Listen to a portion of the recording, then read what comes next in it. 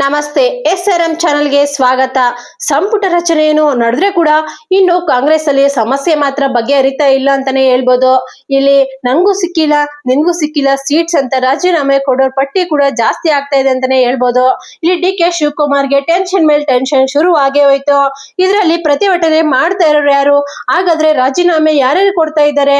ಯಾರಿಗೂ ಇದರಲ್ಲಿ ಸೀಟ್ ಸಿಗ್ಲೇ ಇಲ್ಲ ಅಂತ ಹೇಳ್ಬಿಟ್ಟು ಅಸಮಾಧಾನ ವ್ಯಕ್ತಪಡಿಸಿದ್ರು. ಯಾರಿಗೆ ಸೀಟ್ ಸಿಕ್ಕಿದೆ ಎಲ್ಲ ವಿವರ ಕೂಡ ಈ ವಿಡಿಯೋದಲ್ಲಿ ನೋಡ್ಕೊಂಡ್ ಬಂದ್ಬಿಡ ಬನ್ನಿ. ಆಗಸ್ಟ್ 13, 2026 ರಂದು ಮುಖ್ಯಮಂತ್ರಿ DK ಶಿವಕುಮಾರ್ ನೇತೃತ್ವದ ಕರ್ನಾಟಕ ಸರ್ಕಾರದಲ್ಲಿ ಸಚಿವ ಸಂಪುಟ ವಿವರಣೆ ಆಗಿತ್ತು. ಹೈಕಮಾಂಡ್ ಒಪ್ಪಿಕೊಂಡು 20 ನೂತನ ಸಚಿವ ಸಂಪುಟ ಹಾಗೇನೆ ಪಟ್ಟಿಯನ್ನು ಬಿಡುಗಡೆ ಮಾಡಲಾಯಿತು. ಆದ್ರೆ ಇದರಲ್ಲಿ ಸೋರಿಕೆ ತುಂಬಾನೇ ಆಗಿದೆ ಅಂತಾನೆ ಹೇಳ್ಬೋದು. ಇದರಲ್ಲಿ ಕಾಂಗ್ರೆಸ್ ಹಳೆ ಅಭ್ಯರ್ಥಿಗಳಿಗೆ ಅವಕಾಶ ಜಾಸ್ತಿ ಒತ್ತು ನೀಡುವುದಿಲ್ಲ, ಹೊಸ ಅಭ್ಯರ್ಥಿಗಳಿಗೆ ಒತ್ತು ನೀಡ್ತೀವಿ ಅಂತ ಆಲ್ರೆಡಿ DK ಶಿವಕುಮಾರ್ ಒಂದು ವರದಿನ ನೀಡಿದ್ರು. ಅದೇ ರೀತಿನೇ ಈಗ ನೂತನ ಪಟ್ಟಿಯ ಸಂಪುಟದಲ್ಲಿ ಸೇರ್ಪಡೆಯಾಗಿರುವ ಸಚಿವ ಅಧಿಕೃತ ಹೆಸರುಗಳು ಇಲ್ಲಿದೆ, ನೋಡೋಣ ಬನ್ನಿ. PM Narendra Swamy, Shivraj Tangadagi, Rudrappa Lamani, KS Basavanthappa, B Nagendra, ಹಾಗೇನೆ T ರಘುಮೂರ್ತಿ, GH ಜಮೀರ್ ಅಹ್ಮದ್ ಖಾನ್, ಆಮೇಲೆ ಸಂತೋಷ್ ಲಾಡ್, ರಿಜ್ವಾನ್ ಹರ್ಷದ್, ಮಧು ಬಂಗಾರಪ್ಪ, C ಪುಟ್ಟರಂಗಶೆಟ್ಟಿ, SS ಇಲ್ಲಿ ಮಲ್ಲಿಕಾರ್ಜುನ ಇವರು ಕೊನೆಯ ಕ್ಷಣದಲ್ಲಿ ಸೇರ್ಪಡೆಯಾದವರು. ಹಾಗೇನೆ ಡಾಕ್ಟರ್ ಅಜಯ್ ಸಿಂಗ್, ಚೆಲುವರಾಯಸ್ವಾಮಿ, KM ಶಿವೇಗೌಡ, ಹಾಗೇನೆ HC ಬಾಲಕೃಷ್ಣ, ಗಾಯತ್ರಿ ಶಾಂತೇಗೌಡರಾಗಿ ಮೊದಲನೇ ಪಟ್ಟಿಯಲ್ಲಿ ಆಯ್ಕೆಯಾಗಿದ್ರು. ನಂತರ ಪಟ್ಟಿಯಲ್ಲಿ ಇವರು ಆಯ್ಕೆ ಆಗ್ಲಿಲ್ಲ. ಹಾಗೇನೆ ಇಲ್ಲಿ ಬಸವರಾಜ ರಾಯರೆಡ್ಡಿ, ವಿಜಯನಂದ ಇಲ್ಲಿ, ಹಾಗೇನೆ ಲಕ್ಷ್ಮಣ ಸವದಿ ಇವೆಲ್ಲರೂ ಕೂಡ ಈಗ ಹೊಸ ಪಟ್ಟಿಯಲ್ಲಿ ವರದಿಯಲ್ಲಿ ನೇಮಕರಾದವರು. ಇದರಲ್ಲಿ ಕೆಲವೊಬ್ಬರಿಗೆ ತುಂಬಾನೇ ಹೊಸದಾಗಿ ಅವಕಾಶ ಸಿಕ್ಕಿದೆ ಅಂತಾನೆ ಹೇಳ್ಬೋದು. ಇದರಲ್ಲಿ ಕೆಲವರಿಗೆ ಹಳೆಯವರಿಗೆ ಅವಕಾಶ ಸಿಗದೆ ಇರೋದಕ್ಕೋಸ್ಕರ ಅವರು ಇಲ್ಲಿ ತಮ್ಮ ಕೋಪನ ಹೊರಗೆ ಹಾಕ್ತಾ ಇದ್ದಾರೆ ಅಂತಾನೆ ಹೇಳ್ಬೋದು. ಇತರ ಪ್ರಮುಖ ಇಲ್ಲಿ ನೇಮಕಾತಿಗಳು ವಿಧಾನಸಭೆಯ ಸ್ಪೀಕರ್ ಯಾರು ಅಂತಂದ್ರೆ ಇವರು GS ಪಾಟೀಲ್, ಹಾಗೇನೆ ವಿಧಾನಸಭಾ ಉಪಾಧ್ಯಕ್ಷರಾಗಿ ಪೊನ್ನಣ್ಣ, ಹಾಗೇನೆ ವಿಧಾನ ಪರಿಷತ್ತಿನ ಸಭಾಪತಿ ಸಲೀಂ ಅಹಮದ್, ಹಾಗೇನೆ ವಿಧಾನ ಪರಿಷತ್ತಿನ ಉಪಸಭಾಪತಿ ಉಮಾಶ್ರೀ ಅವರು ಕೂಡ ತುಂಬಾನೇ ಎಕ್ಸ್ಪೆಕ್ಟೇಷನ್ಸ್ ಇಂದ ನಾನು ಕೂಡ ಸಚಿವ ಸಂಪುಟ ಅದರಲ್ಲಿ ಪಟ್ಟಿಯಲ್ಲಿ ಬರ್ತೀನಿ ಅಂತ ಹೇಳ್ಬಿಟ್ಟು ತುಂಬಾನೇ ನಿರೀಕ್ಷೆ ಇಟ್ಕೊಂಡಂತ ಮಹಿಳೆ ಇಲ್ಲಿ ಉಮಾಶ್ರೀ ಅಂತಾನೆ ಹೇಳ್ಬೋದು. ಹಾಗೇನೆ ಆಗಸ್ಟ್ 13ರಂದು ನಡೆದ ಸಚಿವ ಸಂಪುಟ ವಿವರಣೆ ಬೆನ್ನಲ್ಲಿ ಕಾಂಗ್ರೆಸ್ ಪಕ್ಷದಲ್ಲಿ ಅಸಮಾಧಾನ ಇಲ್ಲಿ ಸ್ಫೋಟಕವಾಗಿತ್ತು. ಸಚಿವ ಸ್ಥಾನ ಸೀಟ್ಗಾಗಿ ನಮ್ಗೆ ಸಿಗ್ಲಿಲ್ಲ ಸ್ಥಾನ ಎಂದು ತೀವ್ರ ವಿರೋಧ ಮತ್ತು ರಾಜೀನಾಮೆ ನೀಡಲು ಮುಂದಾಗಿದ್ದಾರೆ.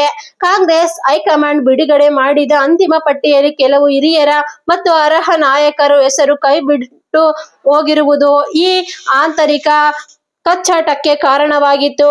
ಹಾಗೇನೆ ಇಲ್ಲಿ ಕೆಲವೊಂದು ಶಾಸಕರು ಹೇಳುವ ಮಾತೇನೆಂದರೆ ಶಾಸಕರ ರಾಜೀನಾಮೆ ನಿರ್ಧಾರ, ಸಚಿವ ಸ್ಥಾನ ಇಲ್ಲಿ ವಂಚಿತರಾದ ವಿಜಯಪುರದ ಹಿರಿಯ ಶಾಸಕ HR ಆಗಲೂರು ಸೇರಿದಂತೆ 2 ಶಾಸಕರು ತಮ್ಮ ಸ್ಥಾನಕ್ಕೆ ರಾಜೀನಾಮೆ ನೀಡಲು ಮುಂದಾಗಿದ್ದಾರೆ. ಪಕ್ಷದಲ್ಲಿ ನಿಷ್ಠೆಗೆ ಬೆಲೆ ಇಲ್ಲದಂತಾಗಿದೆ ಎಂದು ಬಹಿರಂಗವಾಗಿ ಆಕ್ರೋಶ ಹೊರಹಾಕಿದ್ದಾರೆ. ಇಲ್ಲಿ ಮಂಕಾಳು ವೈದ್ಯ ಮಲ್ಲಿಕಾರ್ಜುನ ವಿವಾದ, ಇಲ್ಲಿ ಅಂತಿಮ ಪಟ್ಟಿಯಲ್ಲಿ ಉತ್ತರ ಕನ್ನಡದ ಮಂಕಾಳು ವೈದ್ಯ ಅವರ ಹೆಸರಿತ್ತು. ಆದರೆ ಕೊನೆಯ ಕ್ಷಣದಲ್ಲಿ ಅವರಿಗೆ ಟೈಪಿಂಗ್ ದೋಷ ಎಂದು ಹೇಳಿ SS ಮಲ್ಲಿಕಾರ್ಜುನ್ ಅವರಿಗೆ ಸಚಿವ ಸಂಪುಟ ಸ್ಥಾನವನ್ನು ನೀಡಲಾಗಿತ್ತು. ಅದರ ಆಕ್ರೋಶವಾಗಿ ಇಲ್ಲಿ ಮಂಕಾಳು ವೈದ್ಯ ಬೆಂಬಲಿಗರು ತೀವ್ರ ಆಕ್ರೋಶಕ್ಕೆ ಒಳಗಿದ್ದಾರೆ ಅಂತಾನೆ ಹೇಳ್ಬೋದು. ಗಾಯತ್ರಿ ಶಾಂತೇಗೌಡ ಇವರ ಬಗ್ಗೆ ಹೇಳುವುದಾದರೆ ಇವರು ಕೊನೆಯ ಕ್ಷಣದಲ್ಲಿ ಕೈ ಬಿಡಲಾಗಿತ್ತು. ಇವರನ್ನು ಆರಂಭಿಕ ಪಟ್ಟಿಯಲ್ಲಿ ಏಕೈಕ ಮಹಿಳಾ ಪ್ರತಿನಿಧಿಯಾಗಿ AV ಗಾಯತ್ರಿ ಶಾಂತೇಗೌಡ ಅವರ ಹೆಸರಿತ್ತು. ಆದರೆ ಪಕ್ಷದೊಳಗಿನ ಭಿನ್ನಮತ ಹಾಗೇನೆ ಗುಂಪುಗಾರಿಕೆಯಿಂದ ಕೊನೆಯ ಕ್ಷಣದಲ್ಲಿ ಅವರು ಪ್ರಮಾಣ ವಚನ ಸ್ವೀಕರಿಸದಂತೆ ಹೈಕಮಾಂಡ್ ಸೂಚಿಸಿತು. ಇದರಿಂದಾಗಿ ಇಡೀ ಸಂಪುಟದಲ್ಲಿ ಯಾವುದೇ ಮಹಿಳೆ ಪ್ರತಿನಿಧಿ ಇಲ್ಲದಂತಾಗಿತ್ತು. ಹಾಗೇನೆ AS ಪೊನ್ನಣ್ಣ ಅಸಮಾಧಾನ, ಕೊಡಗು ಜಿಲ್ಲೆಯ ಪ್ರತಿನಿಧಿ ಸಿಗಬಹುದು ಎಂದು ನಿರೀಕ್ಷೆಯಲ್ಲಿದ್ದ AS ಪೊನ್ನಣ್ಣ ಅವರಿಗೆ ಸಚಿವ ಸ್ಥಾನ ಬದಲಾಗಿ ವಿಧಾನಸಭೆಯ ಉಪಸಭಾಧ್ಯಕ್ಷ ಎಂದು ಸ್ಥಾನ ನೀಡಲಾಗಿತ್ತು. ಅವರಿಗೆ ಈಗ ಬೆಂಬಲಿಗರು ತೀವ್ರ ನಿರಾಶೆ ಮೂಡಿದೆ.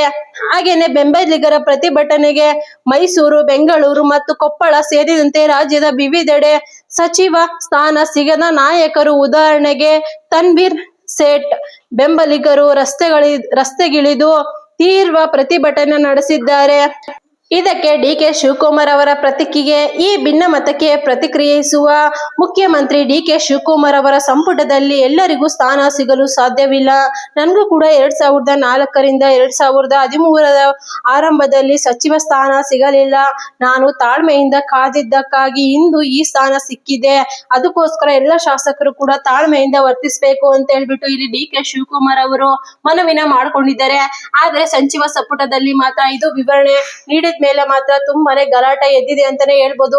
ಯಾರು ಕೂಡ ಇಲ್ಲಿ ಪ್ರತಿನಿಧಿಗಳು ಸಮಾಧಾನ ಆಗೋಕೆ ಕಾರಣ ಇಲ್ಲಿ ಯಾವ್ದು ಕೂಡ ಸಿಗ್ತಾನೆ ಇಲ್ಲ. ಎಲ್ಲರೂ ಕೂಡ ನಾನ್ ರಾಜೀನಾಮೆ ಕೊಡ್ತೀನಿ, ನನಗೆ ಸೀಟ್ ಸಿಕ್ಕಿಲ್ಲ ಅಂತ ಇಲ್ಲಿ ವಾದ ವಿವಾದಗಳೇ ಜಾಸ್ತಿ ಆಗಿದ್ದಾವೆ ಅಂತಾನೆ ನೋಡ್ಬೇಕು. ಇನ್ನು ಪ್ರಮಾಣ ವಚನ ಸ್ವೀಕರಿಸಿ ಆಗಿದೆ, ಈಗ ಬದಲಾವಣೆಗಳು ಮಾಡೋಕೆ ಸಾಧ್ಯನೇ ಇಲ್ಲ. ಆದ್ರೆ ಡಿ.ಕೆ. ಶಿವಕುಮಾರ್ ಅವರು ಇಲ್ಲಿ ರಾಜೀನಾಮೆ ನೀಡಿದವರ ಬಗ್ಗೆ ಯಾವ ರೀತಿ ನಿರ್ಣಯ ತಗೊಂತಾರೆ ಅಂತ ಕಾದ್ ನೋಡ್ಬೇಕಾಗಿದೆ.